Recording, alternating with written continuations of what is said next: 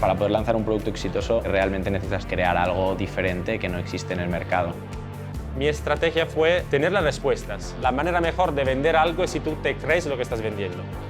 No hay mucho tiempo para pensar. Cuando estás empezando, sobre todo, no puedes levantar el pie del acelerador.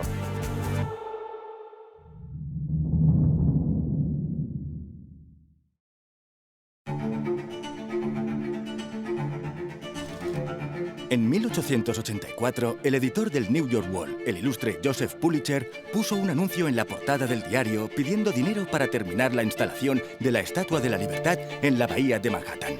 Los lectores que aportasen más de $1 recibirían una reproducción en miniatura de la estatua. En poco más de un mes, más de 125.000 aportaron unos $100.000. Sin saberlo, habían formado parte del primer crowdfunding de la historia.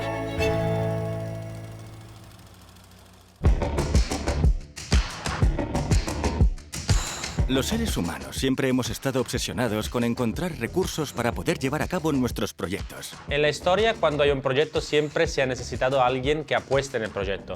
Los deseos por crear servicios, diseñar productos e identificar las necesidades de los demás han sido una de las constantes que han marcado el progreso de nuestra especie. Nunca estás conforme como ser humano. Eso es algo inherente. Pero desde los tiempos de los primeros prestamistas de la historia, los sumerios o los banqueros romanos, hasta los grandes emprendedores de nuestra era, el dilema siempre ha sido el mismo.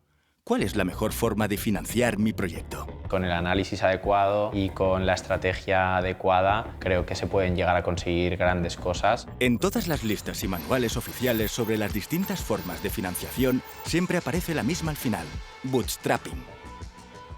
When you hear the term bootstrapper, you generally think of someone who's starting their company without a lot of money. But according to Seth Godin, bootstrapping has nothing to do with how much funding you have. It's a state of mind.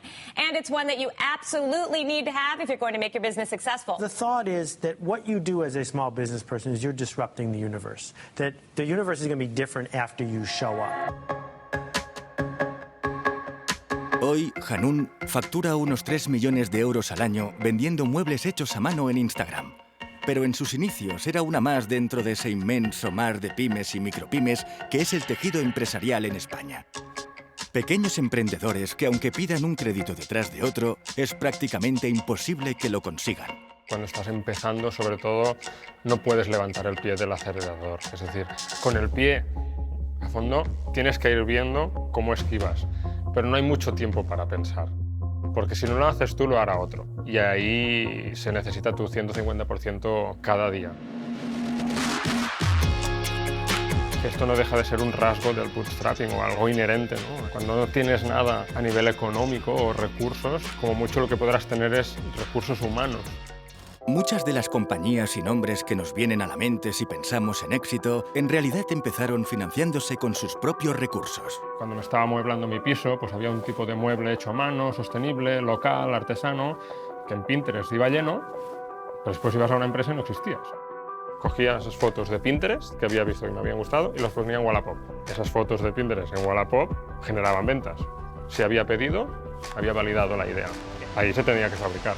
Pues viene un momento muy bonito, ¿no? Que es, soy capaz de, con el equipo que tengo, o sea, yo fabricar un mueble, entregarlo y que llegue entero y que llegue con la calidad que se esperaba el cliente. Cuando hemos validado ese producto, ¿no? Y seguimos sin tener dinero, llega la figura del influencer. Mi hermana me dice, oye, tengo una amiga, haz un joyero, Mauri, y fabricamos ese mueble y se lo enviamos. Y un día nos publican en Instagram, ¿no? Etiquetándonos. Y el Instagram explota. Al segundo mes de empezar estábamos facturando 5.000 euros sin web. O sea, teníamos solo un Instagram a través del cual por directo nos escribían y nos decían quiero el mueble de la foto 4 y yo les decía ok, hazme la transferencia y entonces nos ponemos a fabricarlo. Además yo me inventaba que teníamos el gran equipo detrás, en plan la persona de calidad no sé qué, el de atención al cliente te llamará, era yo.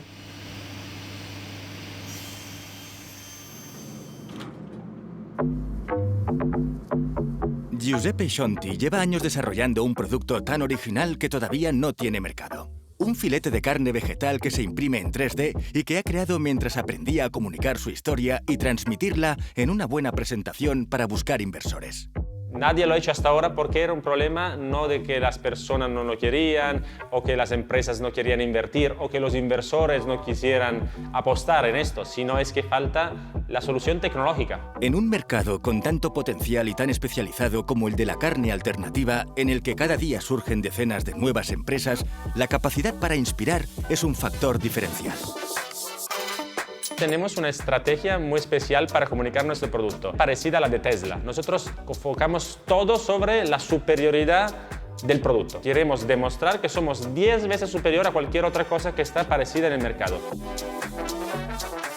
Por otro lado, se necesita la base de business. Entonces, había hecho cursos, había escuchado podcasts, he leído libros. Mi estrategia fue tener las respuestas de cara a si alguien quiere invertir en tu proyecto, explicar bien por qué tu proyecto tiene sentido. Y no se trata de hacer algo que no sea lógico.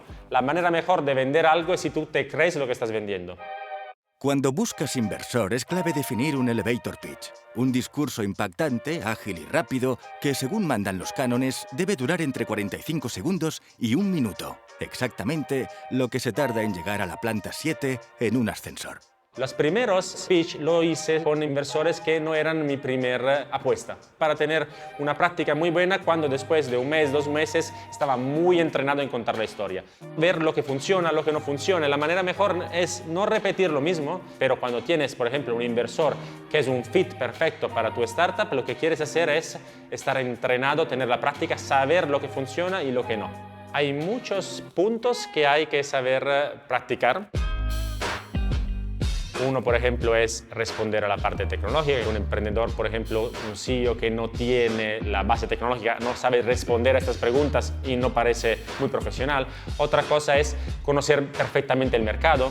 Otra cosa es conocer el ecosistema global, lo que está pasando alrededor del mundo y por qué tu proyecto, aunque no sea perfecta la solución ahora, pero el mercado es tan grande que es probable que sea uno de los ganadores. A veces, la solución para encontrar financiación está en ese público al que vas a entregar tu producto.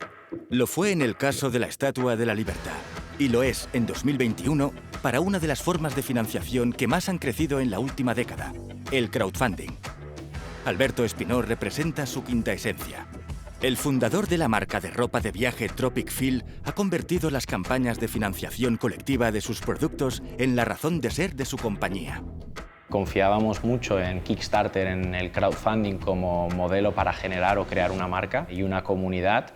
Decidimos no lanzarnos a la aventura de primeras con el primer prototipo o el primer producto, ¿no? Decidimos hacer una pequeña producción.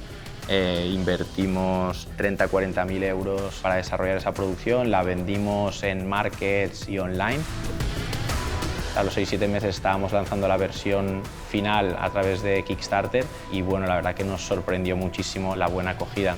Al final acabamos cerrando la campaña con 2,1 millones de euros, el apoyo de más de 26.000 personas en 51 días. Después de una década de consolidación, el crowdfunding está en su punto más álgido como método de financiación. Cada vez más empresas deciden desarrollar su producto de este modo y cada vez más gente consume a través de comunidades. Para poder lanzar un producto exitoso, a mí me gusta pensar que realmente necesitas tener un producto wow.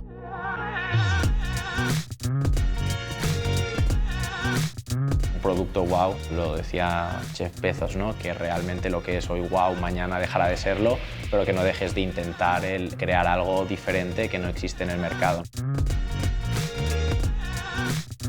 La precampaña es realmente importante, ¿no? Si tú lanzas un proyecto en Kickstarter sin haberte esforzado previamente, no vas a conseguir captar la atención de nadie.